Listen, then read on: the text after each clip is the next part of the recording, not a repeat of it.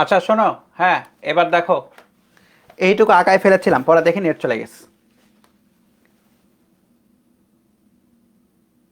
হ্যাঁ, দেখো, দাঁড়াও, ক্লাসটা একটু চালাই নি আমার সামনে। হ্যাঁ, আমার স্ক্রিনে ক্লাসটাও চালানো থাকুক, একটা স্ক্রিনে আর একটা স্ক্রিনে স্ট্রিম হোক, তাহলে আমি দুইটা একটা পাশাপাশি দেখতে পারবো আর কি, যে ঠিক আছে কিনা, ঠিক আছে কিনা সব কিছু। হ্যাঁ, তো শোনো শোনো, আমি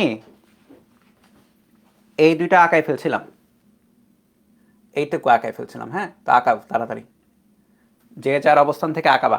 সো যে যার অবস্থান থেকে তুমি যদি এটা আঁকাও, তুমি খেয়াল করে দেখো, গত দিনের পড়া কিন্তু, এবং এটা একটু আস্তে আস্তে পড়বা, পাশের বাসার আন্টিরা যেন না শুনে, ঠিক আছে? একদম আস্তে আস্তে পড়তে হবে, ফিস ফিস করে পড়বা। এটা গত দিনের পড়া, উপরের দিকে টি টার, নিচের দিকে এম জি, তাই না? আর এ যদি উপরের দিকে হয়, ত্বরণ যদি উপরের দিকে হয়, তাহলে আমরা কি লিখতে পারি? ত্বরণ উপরের দিকে হলে আমরা লিখতে পারতাম হচ্ছে T equal to M into G plus A, G plus A.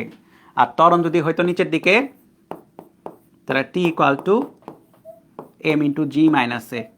আর যদি এমন হতো সমবেগ বা স্থির,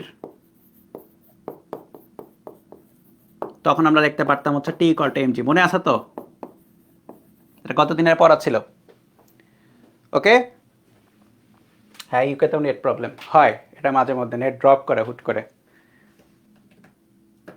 ঠিক আছে, দেখো, এই এটা আবার করার কি আছে? গত দিনের পড়া আমি লিখছি খালি, মনে করে দেখো, 1900 কটকটি সালে করেছে এটা।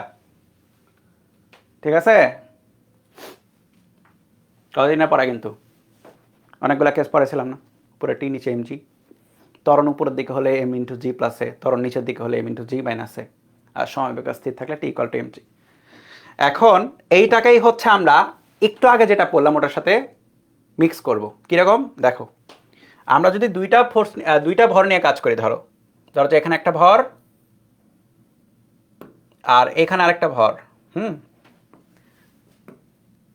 আর মনে করো এখানে একটা কপি কল,